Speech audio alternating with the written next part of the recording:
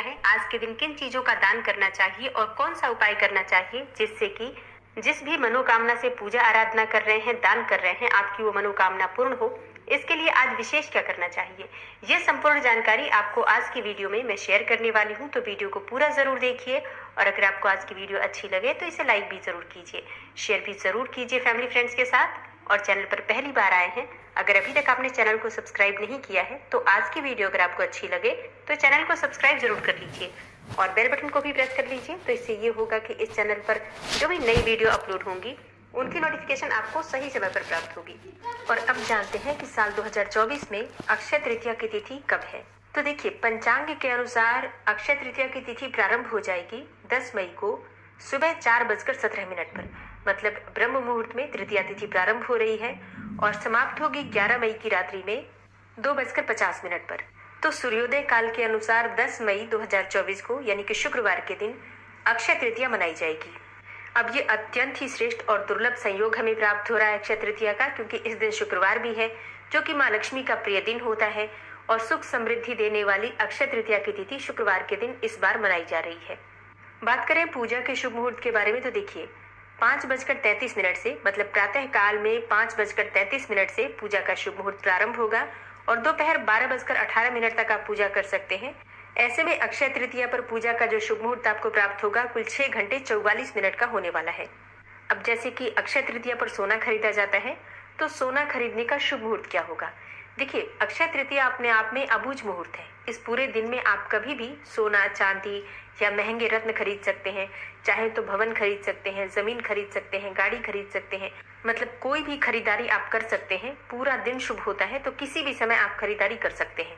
लेकिन राहु काल का ध्यान रखा जाता है, राहु काल में खरीदारी नहीं करनी चाहिए और राहु काल का समय रहेगा सुबह 10:45 से दोपहर 12:23 तक।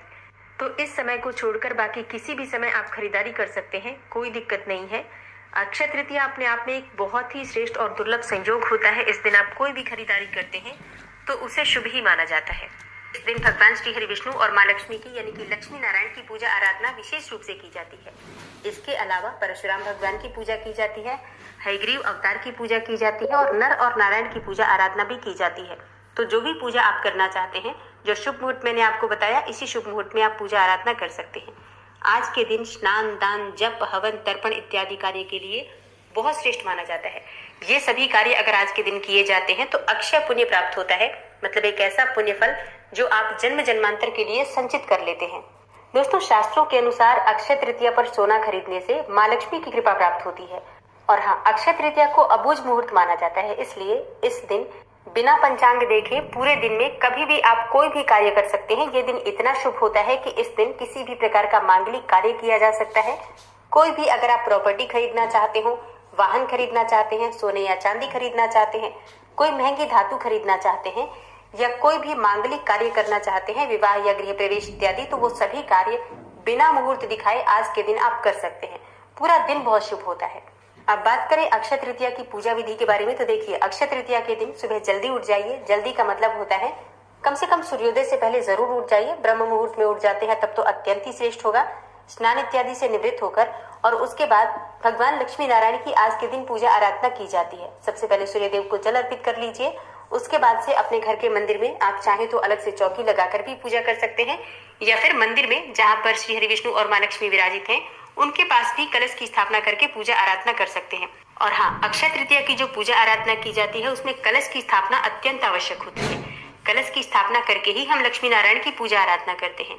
तो कलश की स्थापना करके विधि विधान से श्री लक्ष्मी नारायण की पूजा आराधना कीजिए। धूप, दीप, अक्षत, पुष्प, चंदन इत्यादि ये सभी चीजें भगवान श्री हरि विष्णु और माँ लक्ष्मी को अर्पित कीजिए। माँ लक्ष्मी और श्री हरि विष्णु के मंत्रों का अधिक से अधिक संख्या में जप अवश्य कीजिए। जितने समय आप पूजा कर रहे हैं मंत्रों का जप करते रहिए। अक्षय तृतीया पर आप अपनी इच्छा के अनुसार जो भी ऋतु फल होते हैं भगवान श्री हरि विष्णु और माँ लक्ष्मी को अर्पित कर सकते हैं। खीर का प्रसाद भगवान को अर्पित कर सकते हैं, चाहे तो सफेद मिठाई भी श्री हरि विष्णु और माँ लक्ष्मी को अर्पित कर सकते हैं। तो अपनी इच्छा के अनुसार, सामर्थ्य के अनुसार जो भी आपके पास उपलब्ध हो, श्री लक्ष्मी नारायण की पूजा आराधना में भोग अर्पित कीजिए। उसके बाद उनकी आरती कीजिए और क्षमा प्रार्थना कर लीजिए। दोस्तों, शास्त्रों के अनुसार अक्षय तृतीया के दिन दान करने से अक्षय फल की प्राप्ति होती है। तो आज के दिन किन चीजों का दान करना चाहिए? अब देखिए, वैसे तो आप चाहे तो किसी भी चीज का दान कर सकते हैं जो भी आपकी सामर्थ्य में हो, लेकिन शास्त्रों के अनुसार अक्षय तृतीया पर जल से भरा हुआ कलश जरूर दान करना चाहिए। एक कलश में जल भरकर, और चाहे तो आप उसमें थोड़ी सी चीनी डाल सकते हैं, शक्कर डाल सकते हैं, मीठा जल कर सकते हैं, और फिर आप इस जल को किसी ब्राह्मण को दान करते हैं दक्षिणा के साथ। तो इससे आपके जीवन में सुख समृद्धि बढ़ती है, हर प्रकार की आर्थिक तंगी से आपको छुटकारा मिलता है। और इसके अलावा आप चाहे तो जौ का दान कर सकते हैं। आप आज के दिन जौ के सत्तू का भी दान कर सकते हैं और साबुत जौ का भी दान कर सकते हैं। किसी भी पात्र में भरकर जौ का दान करते हैं दक्षिणा के साथ अगर किसी ब्राह्मण को, तो शास्त्रों में इसे बहुत शुभ माना गया है। शास्त्रों के अनुसार जौ का दान करना स्वर्ण दान के समान माना गया है, और जौ का दान करने से खुशियों की प्राप्ति होती है। घर में किसी भी प्रकार का कलह क्लेश हो तो वो समाप्त हो जाता है। अन्नदान आज के दिन जरूर करना चाहिए। देखिए, अगर आप बहुत कुछ नहीं कर पाते हैं तो आप चाहे तो किसी ब्राह्मण को घर बुलाकर भरपेट भोजन करा सकते हैं। किसी जरूरतमंद को भोजन की सामग्री का दान कर सकते हैं, या फिर अपने घर की छत पर पक्षियों के निमित्त अन्न का दान, मतलब थोड़े से अन्न डाल सकते हैं। गाय को गुड़ और रोटी दे सकते हैं। तो अन्नदान आप कई तरीके से कर सकते हैं। किसी भी गरीब व्यक्ति को अगर आप भोजन करा देते हैं तो आज के दिन जो आप ये दान कर रहे हैं, इससे आपको जन्म जन्मांतर तक कभी भी जीवन में अन्न का अभाव नहीं रहता है। हमेशा घर में सुख समृद्धि बनी रहती है। इसलिए आज के दिन अपनी सुविधा के अनुसार अन्न का, जल का दान अवश्य करना चाहिए। इसके अलावा आप चाहें तो गुड़ का दान कर सकते हैं, शुद्ध घी का दान कर सकते हैं, नमक का दान कर सकते हैं, तिल और कपड़ों का दान कर सकते हैं, जैसे कि काले तिल या सफेद तिल, कोई भी तिल दान कर सकते हैं आप। वस्त्रों का दान कर सकते हैं, जूते, छतरी, ये सब चीजें भी आज के दिन दान की जाती हैं। और इसके अलावा सोने, चांदी, गौ का दान, भूमि का दान, मतलब देखिए, दान का कोई अंत नहीं है। आपके पास जितनी सामर्थ्य हो उसके अनुसार आप दान कर सकते हैं, लेकिन आज के दिन कुछ न कुछ दान जरूर करना चाहिए। जितनी भी आपकी सामर्थ्य हो, जो भी आपकी क्षमता हो, अपनी क्षमता के अनुसार आप किसी न किसी चीज का दान अवश्य कीजिए। बहुत कुछ नहीं कर पाते हैं तो प्यासे को पानी पिला दीजिए। अपनी ही छत पर आप चाहें तो पक्षियों के निमित्त जल से भरकर एक पात्र रख सकते हैं, एक पात्र में थोड़ा सा अन्न भरकर रख सकते हैं। तो ये भी अन्न और जल का दान कहा जाता है। तो इस प्रकार से आप देख लीजिए आप किन चीजों का दान कर सकते हैं। दोस्तों, अक्षय तृतीया का दिन माँ लक्ष्मी को प्रसन्न करने का सर्वश्रेष्ठ दिन माना जाता है। इस दिन अगर आप माँ लक्ष्मी के मंत्रों का अधिक से अधिक जप करते हैं तो इससे जन्म जन्मांतर के लिए माँ लक्ष्मी की कृपा आपको प्राप्त हो जाती है। तो आज के दिन विशेष रूप से लक्ष्मी नारायण की पूजा आराधना करके विष्णु सहस्त्र नाम का पाठ आप कर सकते हैं, और कनक धारा और श्री सूक्त का अधिक से अधिक संख्या में जप करना चाहिए।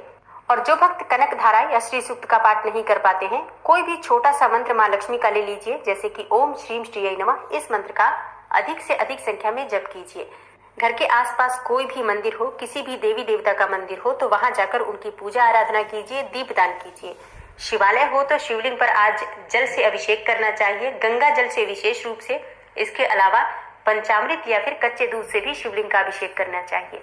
अगर आपको आर्थिक तंगी है, बहुत ज्यादा धन के लिए परेशान है, तो गन्ने के रस से भगवान शिव का अभिषेक कीजिए। और गन्ने से अभिषेक करने के बाद शिवलिंग के पास ही आपको श्री सूक्त का पाठ करना है, और भगवान शिव से प्रार्थना कीजिए कि हे भोलेनाथ, मेरे घर में माँ लक्ष्मी स्थायी रूप से वास करें, ऐसी आप मुझ पर कृपा करें।